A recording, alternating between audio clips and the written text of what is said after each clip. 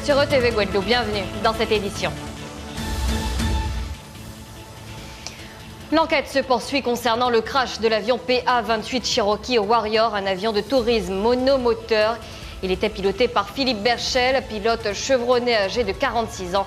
Président de l'association des ailes guadeloupéennes du Rézé, le corps du pilote a été autopsié aujourd'hui. La procédure a été confiée à la BGTA, la brigade de gendarmerie des transports aériens. Le BEA, Bureau d'enquête et d'analyse pour la sécurité de l'aviation civile, doit également dépêcher un ou deux enquêteurs. Le pilote avait-il déposé un plan de vol? Quelles ont été les raisons de ce vol? Était-il suivi avant de disparaître des écrans radars? Voilà ce que l'enquête tentera d'apporter comme réponse. Notez que Philippe Berchel avait perdu son père Bertrand et son frère Bernard lors d'un crash en hélicoptère. C'était en 1980. Un jeune homme a été attaqué par un requin alors qu'il pratiquait du bodyboard à Saint-André sur la côte est de la Réunion. Mordure à l'artère fémorale, il s'est littéralement vidé de son sang et il était déjà décédé au moment où les pompiers sont arrivés. Il s'agit de la 20e attaque de requin depuis 2011. 8 étaient mortels. Plus de la moitié concernaient des surfeurs ou des bodyboarders. Les faits divers toujours, le gérant d'une pizzeria a été la cible d'un braquage dimanche soir au Rézé. Le commerçant s'est retrouvé face à deux individus encagoulés. Il était environ 22h30, ils étaient armés d'un pistolet et ils ont réclamé le contenu de la caisse.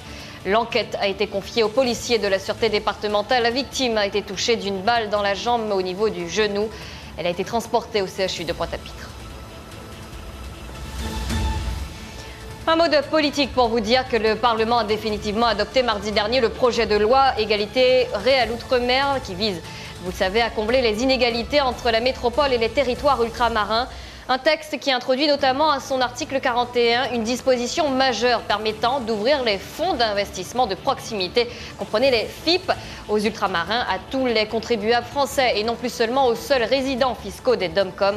Concrètement, cette mesure permet dorénavant à tous les Français de réduire leur impôt en bénéficiant d'une réduction d'impôt sur le revenu majorée à 38% en investissant dans les FIP des DOMCOM alors qu'elle est de 18% pour les fonds d'investissement de proximité métropolitains. C'est important pour les épargnants bien sûr, mais plus encore pour les territoires DOM-TOM et ses PME. 161, c'est le nombre de séismes recensés au mois de janvier dernier par l'Observatoire volcanologique et sismologique de Guadeloupe. 61 séismes ont été enregistrés entre les Saintes et la Dominique de magnitude maximale 2,2. L'Observatoire a enregistré 38 séismes d'origine volcanique localisés sous le dôme de la Soufrière à moins de 2 km de profondeur. Et si vous nous suivez sur ETV Guadeloupe dans ETV Éco, ce soir nous parlons des vols low cost dans la Caraïbe. Je vous propose d'écouter Olivier Bénard, directeur général du pôle régional d'Air Caraïbes. Il revient sur la définition même d'une compagnie qui se dit low cost et de ses réelles fonctions. ETV Éco, une émission réalisée et présentée par Sophie Bacona. Le but du jeu pour une compagnie aérienne, en tout cas, c'est d'avoir des coûts qui sont plus bas que les recettes. Voilà, ça, c'est assez basique. Et nous, en lançant cette politique-là, on a lancé donc la possibilité et la capacité de pouvoir dynamiser le trafic en baissant les prix, mais en espérant avoir une croissance de trafic qui viendrait compenser la baisse des prix. Donc on a lancé cette politique Simply sur l'ensemble de nos lignes, que ce soit Saint-Domingue, Sainte-Lucie, Fort-de-France, Pointe-à-Pitre et Saint-Martin, depuis à peu près 11 mois. Et on observe une croissance du trafic. On observe donc une baisse du prix moyen, ce qui est logique quand vous lancez une politique comme ça. Et chaque mois qui passe, on arrive à combler le différentiel entre la croissance du trafic et la baisse du prix moyen coupon. On n'y est pas encore, mais on y arrive. Il ne faut pas oublier qu'Air Caraïbes, quand même, c'est une entité globale. C'est du régional, mais c'est aussi du long courrier. Sur Paris, c'est du long courrier.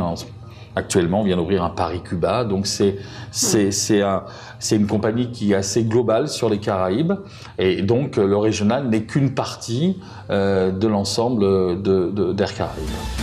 L'actualité nationale, 3 hommes soupçonnés de projeter un attentat ont été arrêtés. Ils ont été interpellés ce mardi à Clermont-Ferrand, Marseille, en région parisienne, par les policiers de la Direction générale de la sécurité intérieure, la DGSI.